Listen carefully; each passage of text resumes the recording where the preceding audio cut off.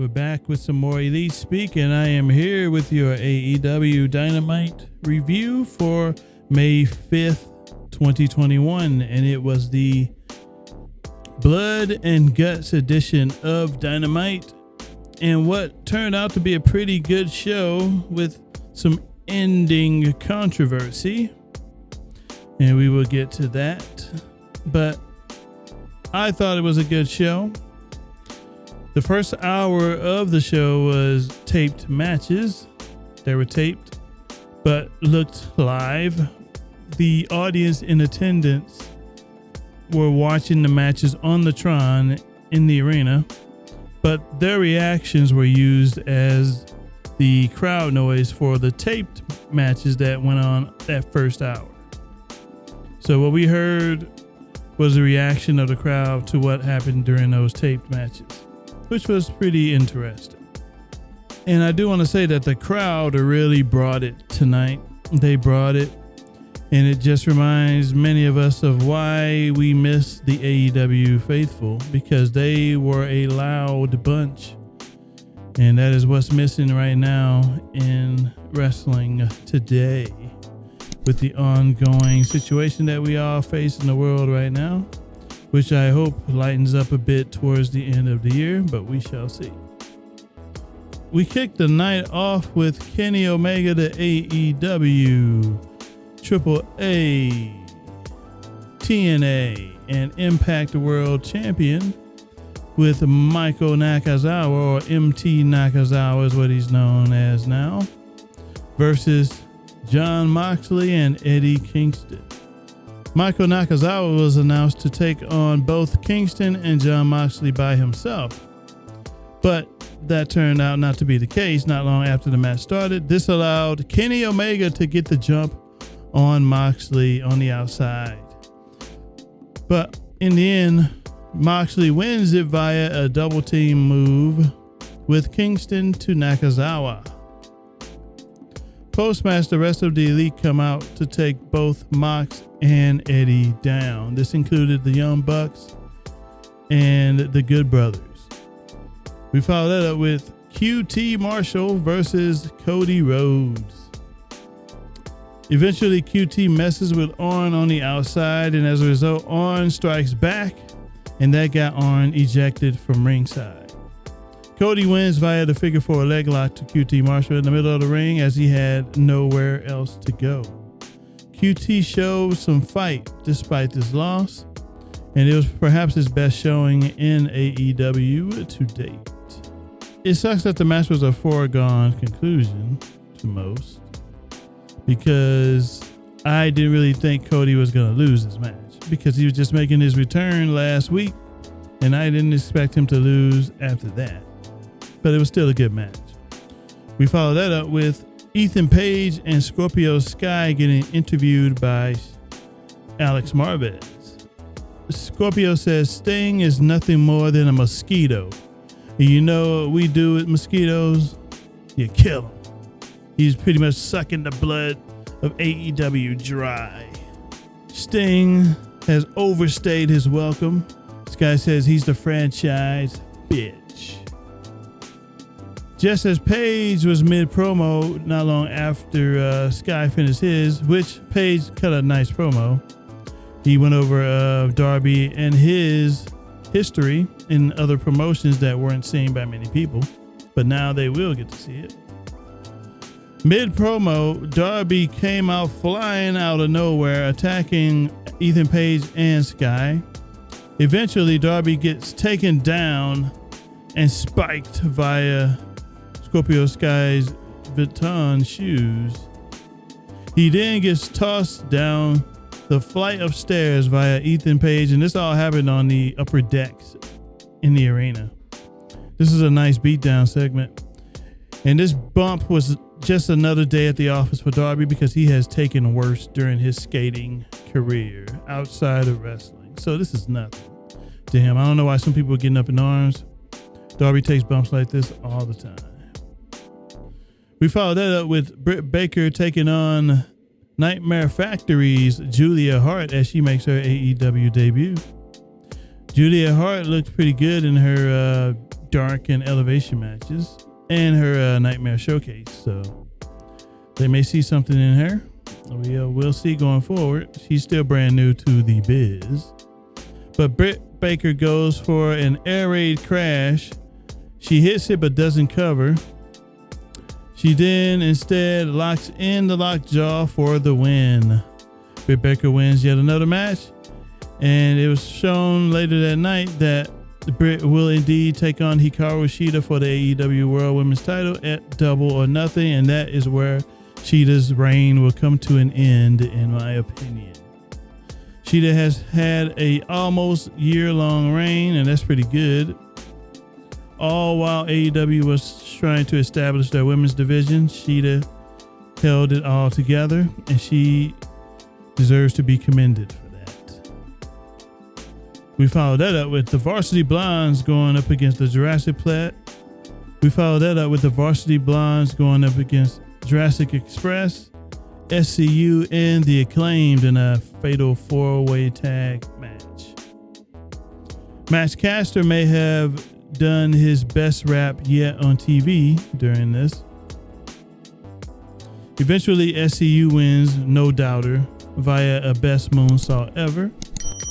And they were always going to win this match, especially with what was shown last week. And the stipulation that they have that if they were to lose a match, they are done. Well, they're not going to just let any old team beat them. It's going to be the Bucks. Next week, the match has been made. SCU takes on the Young Bucks for the titles. And that is where the Bucks defeat SCU and SCU becomes no more. Then we have a Jon Moxley and Nagata promo. Mox says Nagata will learn that his mouth will get you in trouble. This is the New Japan and AEW relation going on. Moxley will defend his IWGP United States title against Nagata. Then we follow that up with Tony Schiavone interviewing Kenny Omega. Omega comes out with the 4 titles, and he says he has 4 titles. How many are ready for Blood and Guts? Then Omega says that makes one of us. When the crowd says, we are, yeah. Well, that makes one of us. Omega says he doesn't even want to be there at all. Next week, the 2 top contenders, Pac and Orange Cassidy, will go one-on-one for the AEW title. And then out comes, this will also be a rematch, a Revolution pay-per-view rematch from last year, which that match blew away a lot of people's expectations, and it was one of the matches of the night. Can they recreate that magic next week? We shall see. Orange Cassidy then comes out, and Omega gets immediately disgusted. He doesn't think Orange Cassidy is even worth going up against for the AEW World Championship. Omega says Orange Cassidy would never be championship material. And in the end, he leaves with Orange Cassidy's sunglasses, his Ray-Bans that he put on Nakazawa. And Orange Cassidy just stood there taking all of this verbal abuse. So that just tells me that he is going to be charged up for his match next week against Pac. And we will be seeing Kenny Omega versus Orange Cassidy for the AEW World Championship at Double or Nothing. That should be a good match. I don't think Orange Cassidy will win, but it still should be a good match, and it's like a first time ever. And I don't think those two have fought each other, so should be interesting. Then we have a Miro interview. Miro says he's coming for Darby. I don't see him beating Darby, but it should be a good match. The only way Miro beats Darby is if Darby is on his last leg, which he may very well may be after getting tossed down some steps by Ethan Page earlier. That could play into Darby, in fact, losing the title, but a part of me says he's not going to do it. I still kind of think Darby will keep the championship, at least for another week or 2. But if anyone can take the title off of Darby, it will be Miro. So we'll see what happens next week. We could have a new TNT champion on our hands.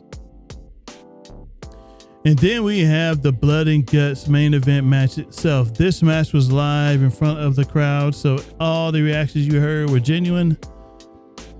and they were loud. The crowd was very much into this the whole way through. Sammy and Dax Harwood start the match off. Later in the match, MJF escapes to the top of the cage. This happened during a commercial break, picture-in-picture. Jericho then follows him, which was a very silly thing to do. MJF then pulls out his Dynamite diamond ring and wallops Jericho in the face with it. And then as Jericho comes to his feet, as he's on his knees, MJF threatens to throw Jericho off the cage. Guevara did him in by surrendering to save Jericho in this instance. And therefore the Pinnacle win the Blood and Guts match as the Inner Circle surrenders via Sammy Guevara. MJF then said thank you after he tossed Jericho off the top anyways. So MJF was still a douche, staying true to his character. And then thank you were his last words. He took Jericho's spot at the top as a result. And this could see Jericho out for a lengthy bit of time, at least till Double or Nothing, as he'll get his revenge most likely. Now for the big controversy at the end, most people are going bananas and gaga over the fact that Jericho took a bump onto some cardboard boxes at the end of his fall, which were made to look like the entrance ramp, metal plates, etc. This could have been filmed differently. They could have had the camera on both MJF and Jericho as they were on top of the cage, and then as MJF shoved Jericho off the top, they could show Jericho falling backwards onto this ramp, but they just show him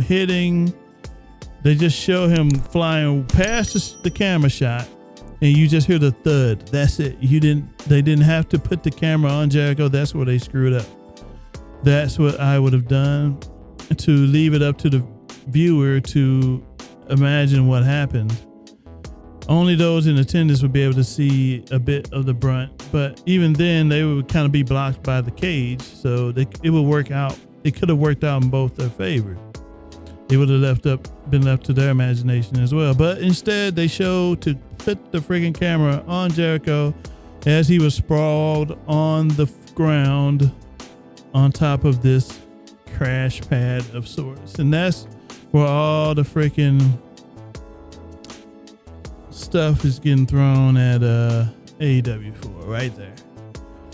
Now, I do agree that their camera production work needs to tighten up.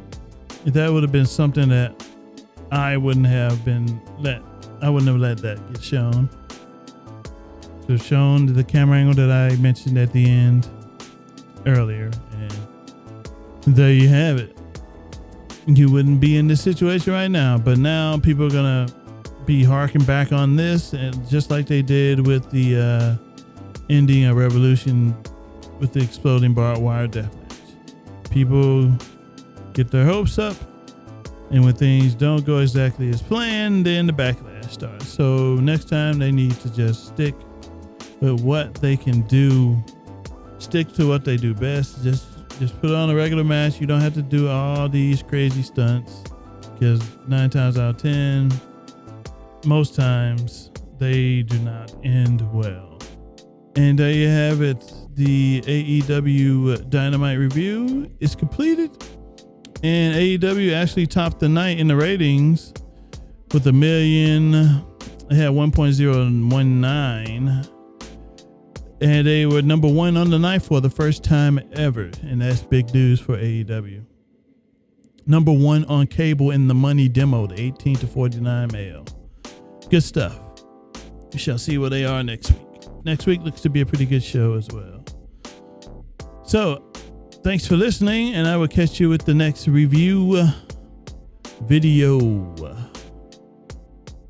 Have a good one.